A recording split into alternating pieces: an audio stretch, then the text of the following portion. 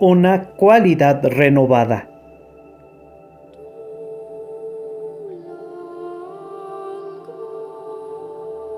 Pregunta.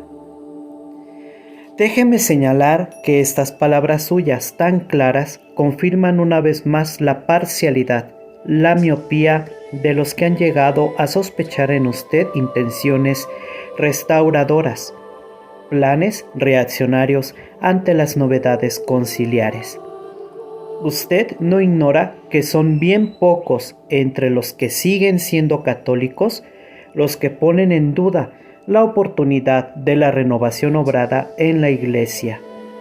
Lo que se discute no es ciertamente el Vaticano II, sino algunas interpretaciones calificadas de disconformes, no solo con la lectura de esos documentos, sino con el espíritu mismo de los padres conciliares. Respuesta. Permítame entonces volver a aquella pregunta suya, que también como otras era intencionalmente provocadora. El concilio abrió las puertas para que los hombres de hoy pudiesen entrar en la iglesia, o bien las puertas se abrieron para que los hombres, ambientes y sociedades comenzaran a salir de ella. La opinión expresada en sus palabras responde en cierta medida a la verdad, especialmente si nos referimos a la Iglesia en su dimensión occidental europea, aunque seamos testigos de la manifestación en la misma Europa occidental de muchos síntomas de renovación religiosa. Pero la situación de la Iglesia debe de ser evaluada globalmente. Hay que tomar en consideración todo lo que hoy sucede en la Europa centro-oriental y fuera de Europa, en Norteamérica y en Sudamérica. Lo que sucede en los países de misión, en particular en el continente africano, en las vastas áreas del Océano Índico y del Pacífico, y en cierta medida en los países asiáticos, incluida China. En muchas de aquellas tierras la iglesia está construida sobre el fundamento de los mártires y sobre este fundamento crece con vigor renovado. Como iglesia minoritaria, sí, pero muy viva. A partir del concilio asistimos a una renovación que es en primer lugar cualitativa. Si continúan escaneando los sacerdotes y si las vocaciones siguen siendo demasiado pocas, sin embargo aparecen y se desarrollan diversos movimientos de carácter religioso. Nacen sobre un fondo un poco distinto del de las antiguas asociaciones católicas de perfil más bien social, que, inspirándose en la doctrina de la Iglesia sobre esa cuestión, pretendían la transformación de la sociedad, el restablecimiento de la justicia social. Algunas iniciaron un diálogo tan intenso con el marxismo que perdieron en alguna medida su identidad católica.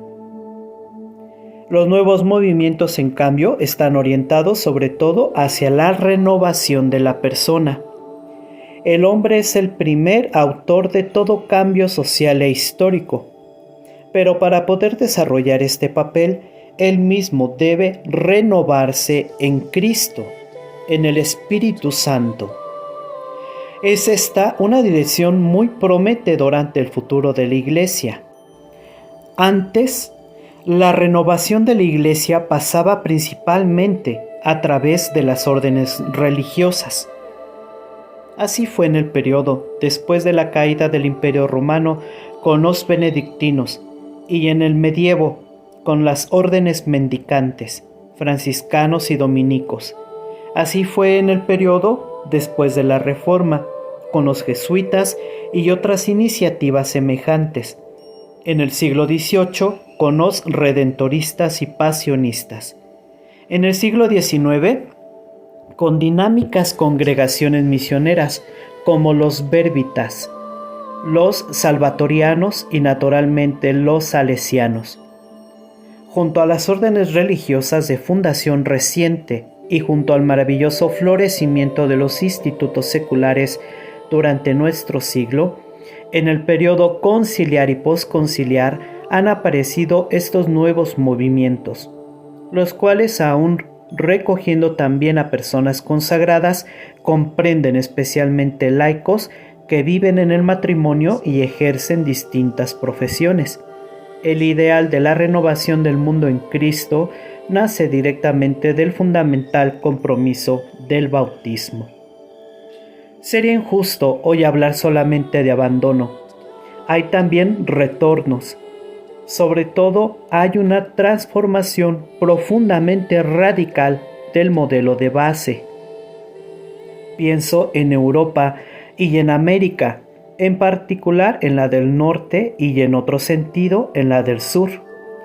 El modelo tradicional, cuantitativo, se transforma en un modelo nuevo más cualitativo, y también esto es fruto del concilio. El Vaticano II apareció en un momento en que el viejo modelo comenzaba a ceder el puesto al nuevo. Así pues, hay que decir que el concilio vino en el momento oportuno y asumió una tarea de la que esta época tenía necesidad, no solamente la Iglesia, sino el mundo entero. Si la Iglesia posconciliar tiene dificultades en el campo de la doctrina o de la disciplina, no son sin embargo tan graves que comporten una seria amenaza de nuevas divisiones. La Iglesia del Concilio Vaticano II, la Iglesia de intensa colegialidad del Episcopado Mundial, sirve verdaderamente y de muy diversos modos a este mundo, y se propone a sí misma como el verdadero cuerpo de Cristo, como ministra de su misión salvífica y redentora, como valedora de la justicia y de la paz. En un mundo dividido, la unidad supranacional de la Iglesia Católica permanece como una gran fuerza, comprobada cuando es el caso por sus enemigos, y también hoy está presente en las diversas instancias de la política y de la organización mundial. No para todos es esta una fuerza que resulte cómoda. La Iglesia repite en muchas direcciones su non possumus apostólico. No podemos dejar de hablar de lo que hemos visto y oído. Hechos de los Apóstoles 4:20. Permaneciendo así fiel a sí misma y difundiendo a su alrededor aquel veritatis splendor que el Espíritu Santo infunde en el rostro de su esposa.